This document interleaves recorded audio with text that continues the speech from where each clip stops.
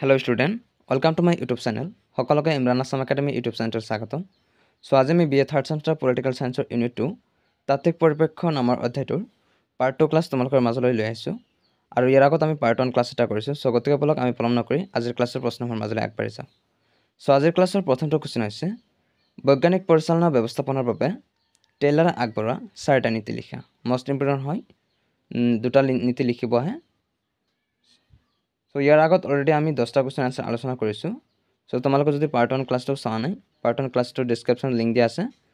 Description লিংকত গৈ click কৰিলে তোমালোকে পাই যাবা পাৰ্ট 1 ক্লাছটো, ঠিক আছে। উত্তৰ চাওঁ আমি। বৈজ্ঞানিক পৰিচালনা ব্যৱস্থাপনাৰ বাবে টেইলাৰে আগবঢ়োৱা 4টা নীতি হ'ল: 1 নম্বৰ, মানদণ্ড সম্পন্ন কৰ্মপদ্ধতি। ক্ষিপ্ৰতা আৰু কৰ্মদক্ষতা সম্ভৱ হোৱাকৈ কাৰ্যপদ্ধতি মানদণ্ডৰ উন্নতি সাধন কৰা প্ৰয়োজনীয়। প্ৰতিটো কাম আৰম্ভ কৰাৰ আগতে পৰিকল্পনা কৰি কামত আগবাঢ়িব লাগে।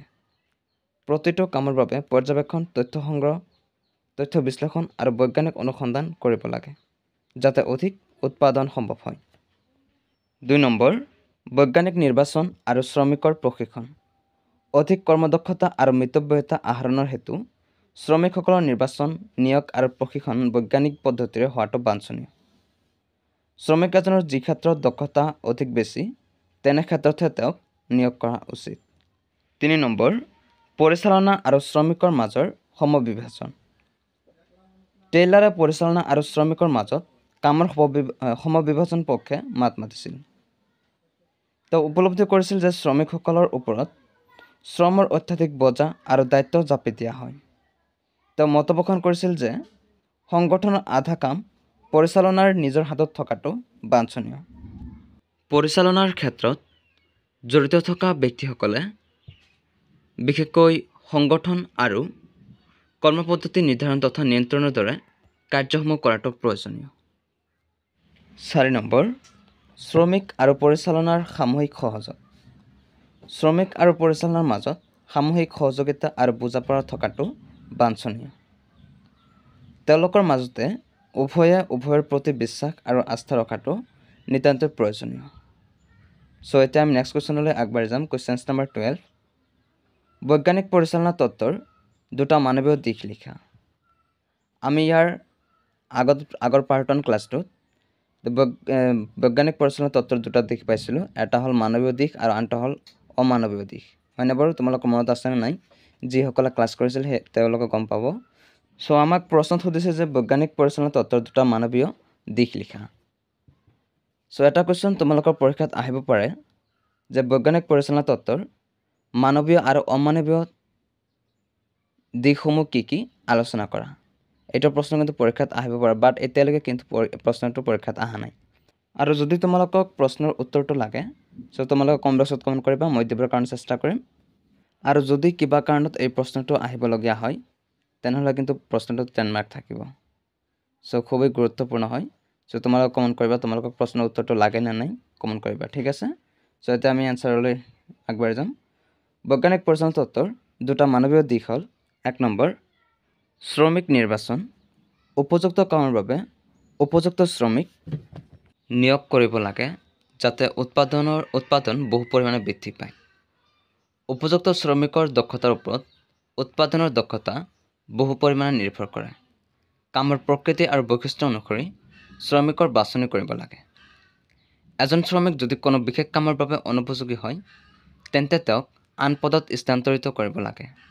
এনে নকৰিলে সংগঠনৰ কৰ্মদক্ষতা হ্ৰাস পাব আৰু উৎপাদনৰ মাত্ৰা কমি যাব। কি হয়, যিজন ব্যক্তি যি কামৰ বাবে উপযুক্ত সেই ব্যক্তিক সেই কামতহে নিযুক্তি দিব লাগে, হয় নাই? ধৰক তুমি গাড়ী চলাব নাজানা, তোমাক কোনোবাই গাড়ী চলাব দিছে, তুমি তেতিয়া গাড়ী চলাব পাৰিবা জানো? নোৱাৰা। সন্মুখত যি পাবা তাকে মাৰি দিবা ডাইৰেক্ট, হয়নে নাই? যিজনে গাড়ী চলাব পাৰে তেওঁকহে আমি গাড়ী চলাব দিব লাগিব, হয়নে বাৰু? খেতিয়কে ধান খেতি কৰে, হয়নে বাৰু? যদি আমি কোনো খেতি নকৰা ব্যক্তিক যদি ধান খেতিত নিয়োগ কৰোঁ যে তুমি এই খেতিখিনি কৰিবা, তেতিয়া খেতিয়কজনে পাৰিব জানো? যেতিয়া সাৰ লাগিব যদি 10 কেজি দিব, তাতে 50 কেজি দিয়ে না, চব খেত একেবাৰে শেষ কৰি দিব, হয়নে বাৰু? যিজন ব্যক্তি যি কামৰ বাবে উপযুক্ত তেওঁক সেই কামতহে নিয়োগ কৰিব লাগে, ঠিক আছে। 2 নম্বৰ, প্ৰশিক্ষণ। যোগ্য কৰ্মীক নিযুক্তিৰ পিছত প্ৰয়োজনীয় প্ৰশিক্ষণৰ ব্যৱস্থা কৰিব লাগে। বিজ্ঞানৰ দ্ৰুত অগ্ৰগতিৰ ফলত অবিৰাম উৎপাদন কৌশল পৰিৱৰ্তন ঘটিছে। পৰিৱৰ্তিত অৱস্থাৰ সৈতে খাপ খুৱাই চলিবৰ বাবে প্ৰশিক্ষণৰ ব্যৱস্থা কৰা একান্ত প্ৰয়োজন। কুৱেশ্যন নম্বৰ 13 বৈজ্ঞানিক ব্যৱস্থাপনা তত্ত্বৰ দুটা অমানৱীয় দিশ লিখা। উত্তৰ বৈজ্ঞানিক ব্যৱস্থাপনা তত্ত্বৰ দুটা অমানৱীয় দিশ হ'ল 1 নম্বৰ যন্ত্ৰপাতি। বৈজ্ঞানিক পদ্ধতিত সৰ্বাধুনিক যন্ত্ৰৰ ব্যৱহাৰ বৈজ্ঞানিক পৰিচালনাৰ এটা দিশ। পুৰণি যন্ত্ৰপাতিৰ পৰিৱৰ্তে নতুন যন্ত্ৰপাতি ব্যৱহাৰ কৰি উৎপাদন শক্তি বৃদ্ধি কৰিব পাৰি। যন্ত্ৰপাতিৰ দক্ষতাৰ ওপৰত ব্যৱসায়ৰ সামগ্ৰিক দক্ষতা বহুলভাৱে নিৰ্ভৰ কৰে। 2 নম্বৰ কেঁচামাল। উৎপাদনৰ বাবে কেঁচামাল অপৰিহাৰ্যৰ পিছত এটা দাড়ি হ'ব। চ' এইটো টাইপিং মিষ্টেক হৈ গৈছে, তোমালোকে দাড়িটো দি ল'বা, ঠিক আছে। উৎপাদনৰ গতি অব্যাহত ৰাখিবলৈ হ'লে উপযুক্ত পৰিমাণে কেঁচামালৰ ব্যৱস্থা কৰিব লাগিব। কেঁচামাল সংগ্ৰহ কৰাৰ পিছত সেইবিলাক ভালদৰে ৰখাৰ ব্যৱস্থাও কৰিব লাগে। নেক্সট কুৱেশ্যন নম্বৰ 15 বৈজ্ঞানিক ব্যৱস্থাপনা তত্ত্বৰ সুবিধাসমূহ লিখা। বৈজ্ঞানিক ব্যৱস্থাপনা তত্ত্বৰ কি কি সুবিধা আছে, চ' এই সুবিধাসমূহ এতিয়া আমি আলোচনা কৰিম। আৰু এতিয়ালৈকে যদি কোনোবাই ক্লাছটো লাইক কৰা নাই প্লিজ লাইক কৰা, আৰু যদি কোনোবাই চেনেলটো নতুন চাই আছা তেনেহ'লে চেনেলটো প্লিজ ছাবস্ক্ৰাইব কৰিবা, আৰু পাৰিলে বন্ধু বান্ধৱীৰ সৈতে ক্লাছটো শ্বেয়াৰ কৰাৰ কাৰণে চেষ্টা কৰিবা। উত্তৰ চাওঁ আমি বৈজ্ঞানিক ব্যৱস্থাপনা তত্ত্বৰ সুবিধাসমূহ। 1 নম্বৰ সুবিধা বৈজ্ঞানিক ব্যৱস্থাপনা তত্ত্ব ভালদৰে প্ৰযুক্ত হ'লে প্ৰত্যেক শ্ৰমিকৰ আৰু সামগ্ৰিকভাৱে শিল্প প্ৰতিষ্ঠানৰ দক্ষতা বৃদ্ধি পাব। 2 নম্বৰ অত্যাধুনিক যন্ত্ৰপাতি ব্যৱহাৰ কৰি উৎপাদন বৃদ্ধি কৰিব পাৰি। 3 নম্বৰ উৎপাদন বৃদ্ধি কৰিবলৈ যোগ্য কামত যোগ্য শ্ৰমিকক নিযুক্তি দিব লাগে। 4 নম্বৰ সময় আৰু গতি সমীক্ষাৰ মাধ্যমত শ্ৰম আৰু সময়ৰ অপচয় ৰোধ কৰা যায়।